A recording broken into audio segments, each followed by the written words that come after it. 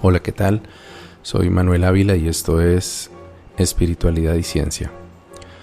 Hasta el momento he compartido con ustedes los resultados de algunas de las investigaciones, o más bien digamos aprendizajes que he acumulado desde el punto de vista de la ciencia. En el proceso de encontrar un equilibrio entre los temas que siempre me han apasionado, la ciencia formal y el mundo de lo intangible, lo que está dentro de la mente, quizás más allá de la materia. Pero hoy vamos a hablar de espiritualidad, o mejor dicho, les voy a compartir mi visión de lo que es la espiritualidad y cómo creo que se relaciona con la ciencia. Mi idea no es dar respuestas absolutas, y desde luego no sobra aclarar que, a diferencia de los temas anteriores, en los que existen teorías aceptadas formalmente como ciertas, en los temas del alma no hay verdades absolutas. La palabra espiritualidad proviene del latín spiritus, que significa alma, vigor, como el aliento, y el sufijo lidad, que significa lo relacionado con. Es decir, que espiritualidad quiere decir textualmente lo que concierne al alma o al espíritu.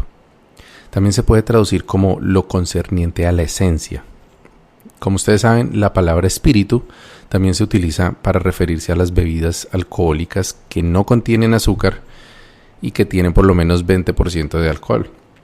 Como dato curioso, las bebidas que tienen azúcar y sabores no son espíritus sino licor. Por lo tanto, si la bebida contiene solamente esencia de la planta que se extrae, entonces es un espíritu. Hasta aquí podemos llegar en cuanto a la definición de espiritualidad. Cualquier otra cosa adicional que le agreguemos ya pasa a ser apreciación personal o definición creada por algún grupo en particular. Sin embargo, la definición, o más bien la semiología, el origen del término, ya nos está adelantando algo importante. Si se refiere a lo intangible, a lo interno, es espiritualidad. Si tiene sabores añadidos, entonces ya es otro licor. A partir de aquí, entonces, tengo que compartir mi construcción personal de lo que es espiritualidad, con base en mi experiencia personal. Y sobre todo, también les voy a decir lo que considero que no es espiritualidad. Y creo que es conveniente que empecemos por ahí. Lo que más comúnmente se confunde con espiritualidad es la religión.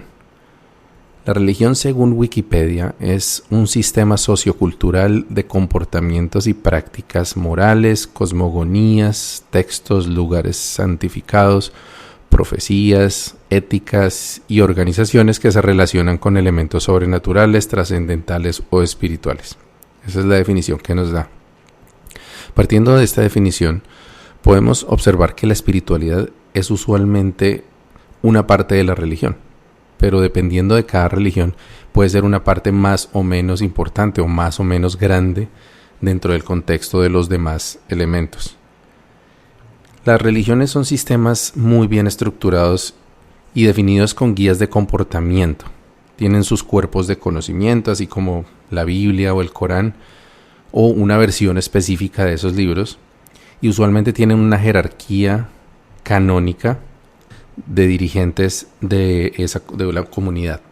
Usualmente las religiones promulgan que su fundamento principal es la espiritualidad, que es una forma de acercarse a la divinidad, o también que su objetivo principal es el mejorar como persona, lograr la felicidad, ya sea aquí en la tierra o en algún tipo de existencia más allá de la muerte.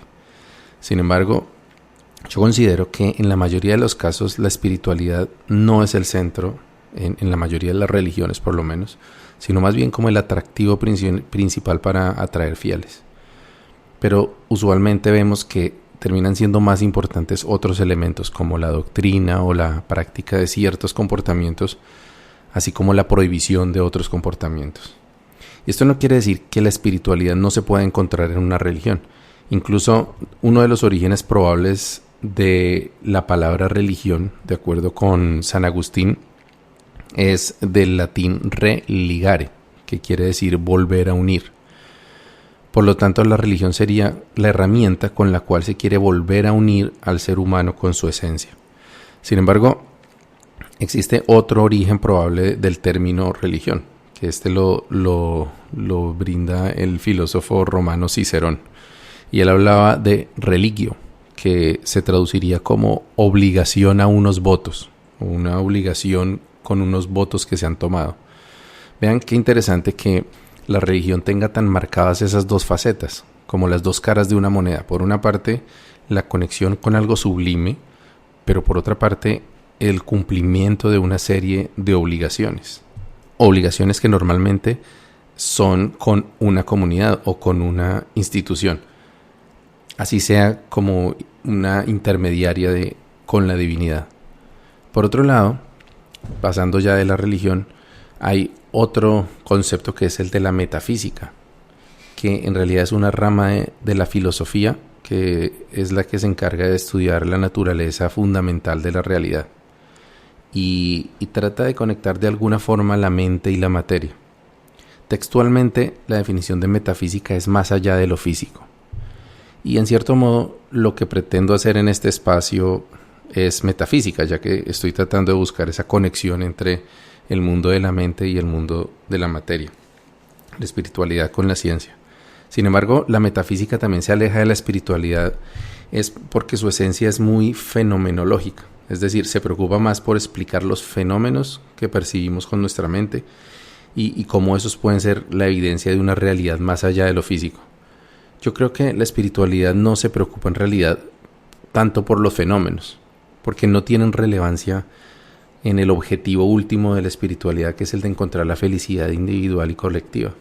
Pero bueno, ahí me estoy adelantando porque al final, más adelante en este conversatorio les voy a completar mi definición de espiritualidad. La metafísica, sin embargo, fue el origen de la ciencia, curiosamente, porque fue la forma o la herramienta que nos puso a pensar a los seres humanos en los fenómenos que percibíamos con nuestros sentidos y tratar de comprender la naturaleza de la realidad. Lo que ocurre es que, como narré en otro episodio, este ejercicio se realizaba sin muchos medios de experimentación en la antigua Grecia y por lo tanto estaba limitado por la capacidad de nuestros sentidos y de la mente. Sin embargo, no hay que subestimar esa capacidad, porque incluso grandes descubrimientos como la hidrostática de Arquímedes, que también hablamos algo de eso, la mecánica de Newton o la teoría de la relatividad de Einstein fueron o partieron de esas cavilaciones existenciales y luego se fueron perfeccionando ya gracias a la matemática y confirmadas a través de la experimentación. En todo caso, el campo del comportamiento humano, la búsqueda de la felicidad o el amor, por ejemplo, siguen quedándose por fuera de las posibilidades de la matemática y en gran medida también del método científico. Así que tanto la ciencia como la metafísica se quedan cortas pues, para considerarse plenamente espiritualidad. Ha habido corrientes modernas de metafísica que prometen dedicarse de lleno al desarrollo del ser. Un ejemplo es la metafísica 4 en 1 de Connie Méndez, o la gnosis, de la que hablaré en otro episodio más en detalle. Y más recientemente, ustedes recordarán El Secreto, que era un libro que se hizo famoso de la escritora Rhonda Byrne, por allá entre 2006 y 2010. Sin embargo, a pesar de que estos movimientos podrían clasificarse como metafísicos, yo personalmente los considero parte del siguiente grupo del que voy a hablar, que es el esoterismo. Como todas las anteriores definiciones, no existe un consenso sobre exactamente qué es esoterismo. Así que por lo general se utiliza como un término que agrupa todas las ideas y movimientos que han surgido a lo largo de la historia, especialmente en sociedades occidentales. El término esotérico, ya que estamos partiendo de esas definiciones de los términos, proviene del griego esotéricos, que significa que pertenece a un círculo interno. Y esto nos da también ya una idea de qué se trata. Los cultos esotéricos son generalmente sistemas organizados, que se definen a sí mismos como círculos concéntricos, donde hay un grupo externo, imagínense un círculo externo donde están los simpatizantes y los que visitan, ¿no? Luego un círculo más interno donde están los que ya están estudiando y aprendiendo el conocimiento. Luego más interno habría un círculo de los postulantes, quienes ya quieren iniciarse dentro del conocimiento esotérico, y luego ya habría un círculo privado de iniciados, que son los que ya tienen como esas escalas del conocimiento más elevado. Muchas veces tienen además jerarquías, que son como escalas de iniciación que se van ganando con el tiempo, con lealtad, con méritos también, y que van dando a los iniciados niveles cada vez más elevados o escalas de iniciación. Esta es la principal diferencia entre esoterismo y metafísica. Los metafísicos no suelen tener esa organización jerárquica ni esos niveles de conocimiento, ya se limitan a compartir el conocimiento y a través de eso pues propiciar como un despertar en la población. Algunos grupos esotéricos famosos son la Gnosis, el Hermetismo, el Rosacrucismo, la Cábala y el Sufismo, por ejemplo, que son... Y hay otros movimientos que podrían clasificarse como ocultismo, que también hace parte del esoterismo. Han existido desde siempre, digamos desde que se tiene registro de civilización, han existido lo que se conocían como los cultos de misterio, grupos esotéricos de estos tipos que hemos mencionado. Y con seguridad van a seguir existiendo siempre porque son súper atractivos.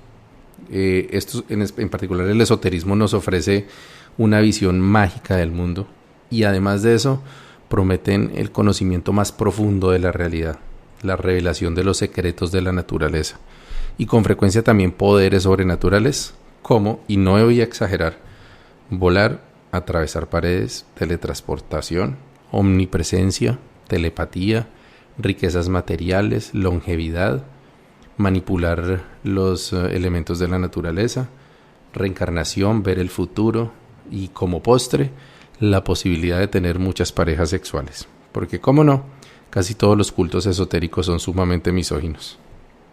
Sé que este punto va a ser polémico para quienes conocen del esoterismo, pero los círculos más íntimos de la mayoría de los cultos esotéricos tienen componente sexual bastante alto, pero de eso vamos a hablar otro día. Es un tema que conocí bastante de cerca, particularmente la gnosis, y de eso hay bastante que quiero compartir. Hay una clasificación adicional para los movimientos esotéricos y metafísicos que han surgido en los últimos 50 años, más o menos desde los años 70. Y lo que han tratado de hacer es modernizar la terminología y las prácticas del esoterismo clásico, agregando ideas, términos o conceptos de la ciencia, como por ejemplo lo que escuchamos hoy en día que le agregan la terminología de cuántico, ¿no? Que es un poco una desviación de los conceptos de la mecánica cuántica. También le han mezclado o traído cosas de Oriente como el yoga, el tantra, el zen, por ejemplo. Y también es muy común que se combinen conocimientos ancestrales, como la utilización de plantas sagradas, rituales con la naturaleza, y todo este grupo de sincretismo o de mezcla entre esoterismo y todas estas diferentes formas de conocimiento se le conoce como Nueva Era o New Age en inglés. A propósito de conocimiento ancestral, habría que mencionar también un grupo de conocimiento que es la ancestralidad, que es una forma de religiosidad también o de espiritualidad que proviene de los pueblos indígenas de América principalmente, que también podríamos considerar dentro de este grupo la Wicca, el conocimiento de la Wicca que es europeo, y de algunos pueblos también originarios de Australia, por ejemplo, incluso en África. Pero la ancestralidad encierra la forma de ver la realidad, la cosmogonía, la forma de vida, las relaciones, el manejo de la comunidad y también incluso cosas de la vida diaria como la alimentación, el vestuario, la medicina y hasta el lenguaje. De esto también voy a hablar en bastante detalle más adelante. Hay muchas más clasificaciones de otros movimientos que no encajan de pronto en estas clasificaciones que hemos dicho. Sin embargo, la mayoría de los sistemas de conocimiento interno pertenecen a más de una categoría. Hay religiones, por ejemplo, con ancestralidad, mezcladas con ancestralidad, como el caso del Santo Daime en Brasil. Religiones esotéricas, metafísicas, como la Gnosis, que de hecho es una iglesia.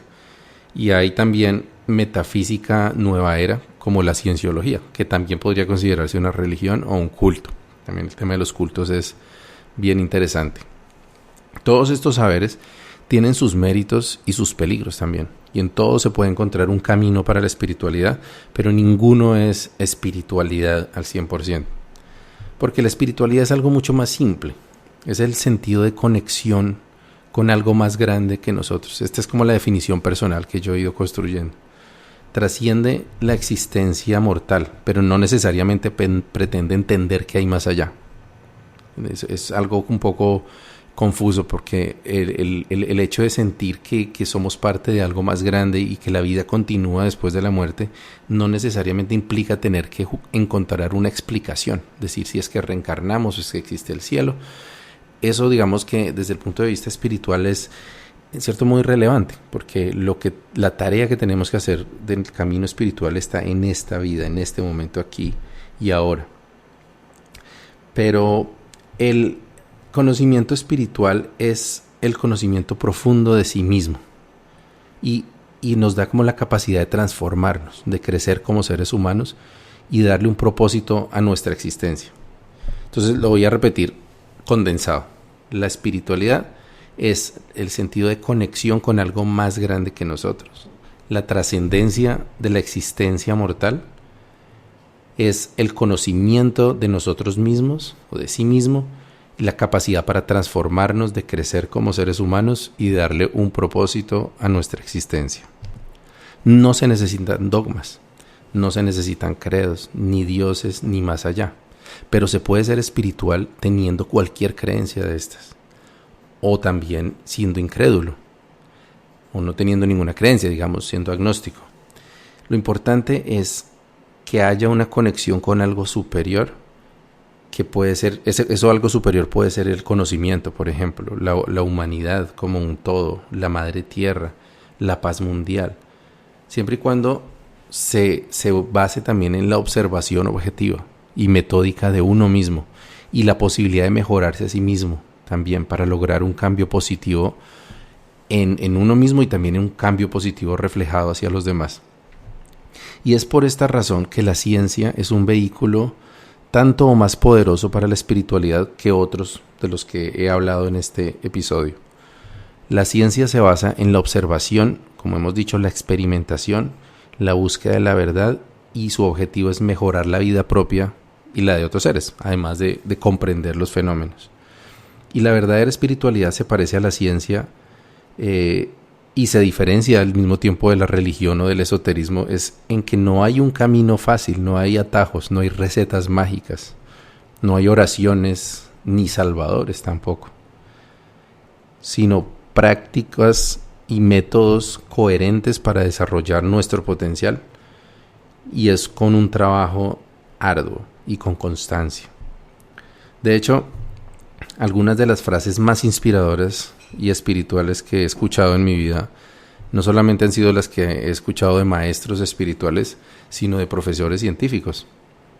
Con mis amigos muiscas, por ejemplo, repetíamos en algunas ceremonias: somos hijos de las estrellas, hijos del cosmos, hijos del sol central. Y fíjense que Carl Sagan, del astrofísico de quien ya he hablado en este podcast, dijo alguna vez estas palabras: el nitrógeno de nuestro ADN, el calcio en nuestros dientes, el hierro en nuestra sangre, el carbón en nuestra piel, fueron fabricados en las entrañas de estrellas colapsando. Estamos hechos de polvo de estrellas, que es un hecho científico y sumamente profundo y espiritual. De hecho, en otra ocasión, el mismo Carl Sagan se refirió específicamente a la espiritualidad, diciendo: el hecho mismo de comprender es una celebración de unión, comunión, aunque sea a una escala muy modesta, con la magnificencia del cosmos. La ciencia no solamente es compatible con la espiritualidad, sino que es una fuente profunda de espiritualidad. Miren qué bonito me parece a mí. También es espiritualidad la experiencia de vida de cualquier persona, que independientemente de sus creencias, o como dije antes, sin tener ninguna creencia, pero que se esfuerce día a día por ser mejor, por ayudar a los que están a su alrededor, por contribuir así sea un poquito para que el mundo sea algo mejor cada día. La práctica de la espiritualidad nos lleva a comprender cada vez mejor la verdad de nosotros mismos, de los que nos rodean, de la sociedad en que vivimos, del mundo que nos rodea. Es el camino para salir de la Matrix de la que hablé en los primeros episodios. Pero como les digo, no es un proceso mágico. O bueno, podemos elegir cómo verlo, verlo como la verdadera magia de la transmutación interna. Lo que quiero decir es que no es un proceso automático, ni se puede dar de afuera hacia adentro. Nada que tomemos, ningún maestro, ningún libro sagrado, ninguna técnica, ni planta, digamos, sagrada pueden empujarte a través del camino espiritual. Los maestros, los métodos y las escuelas son más bien como lámparas que alumbran el camino. Pero en cualquier caso, la verdadera espiritualidad implica un esfuerzo individual consciente y constante. Ser espiritual se da naturalmente para algunas personas, que por alguna razón nacieron con la herencia genética adecuada, crecieron en una familia pues con amor y con todas las posibilidades digamos, para que no haya unas carencias emocionales, y también tuvieron la suerte de aprender a edad temprana a conocer y controlar sus emociones. Y es posible que conozcas a alguien así, que no ha necesitado ningún camino espiritual y es una gran persona y es un ejemplo para muchos. Yo conozco así un par de personas en mi familia. Otras personas pasan por lo que se conoce como la noche oscura del alma y enfrentan tragedias muy duras que les sacuden y descubren ellos que la espiritualidad es una manera de sanarse y de rehacer su vida. Y otros pues estamos en un punto intermedio. Afortunadamente no hemos tenido que vivir verdaderas tragedias, pero sí situaciones difíciles, desesperanza, vacío interno. Y como narré en el episodio anterior, que digamos es la descripción de qué me trajo a este camino, pues hallé en la espiritualidad mi forma de construir una vida con sentido, o eso es lo que voy a narrar más adelante, cómo de esa noche oscura uno puede encontrar un sentido, un propósito, una armonía. También hay muchos para quienes la espiritualidad no es el camino y encuentran su equilibrio, por ejemplo, en la contemplación, en el trabajo por la humanidad, en la familia, en el deporte, incluso en el arte, muy comúnmente, como en la música, la pintura, trabajando con la naturaleza o, como hemos dicho, en la ciencia. Lo importante en cualquier camino que elijas es que te enamores de ese camino, que lo disfrutes y sientas que cada día te hace una mejor persona, que te lleva un pasito más cerca de la felicidad que buscas. Entonces, la pregunta que puedes tener es, ¿y entonces cómo puedo hacer para encontrar mi camino espiritual? Bueno, con base en mi experiencia personal y la de muchos amigos que he conocido en este camino, puedo decirte que cuando estás listo para iniciar el camino, no es que llegará el camino, es que te darás cuenta que ya has estado recorriendo el camino por un tiempo. Yo inicié mi búsqueda en la metafísica y en el esoterismo porque quería descubrir los misterios de la naturaleza y los poderes internos del ser humano. Y después de 20 años puedo concluir que los verdaderos caminos para lograr ambos objetivos, develar los misterios de la naturaleza y descubrir los poderes internos del ser humano, pero sin manipulaciones y sin engaños, son la ciencia y la espiritualidad. Por eso, seguiré compartiendo las enseñanzas más bonitas que he encontrado en estos caminos y cómo me han ayudado a ser quien soy hoy en día. También les voy a hablar de unos caminos que no me llevaron a lo que me prometieron, pero que de una forma u otra me condujeron a mi camino. Prepárense porque vienen muchas historias muy interesantes, algunas de verdad fascinantes. Muchas gracias, nos vemos pronto. Buen camino y buena brisa.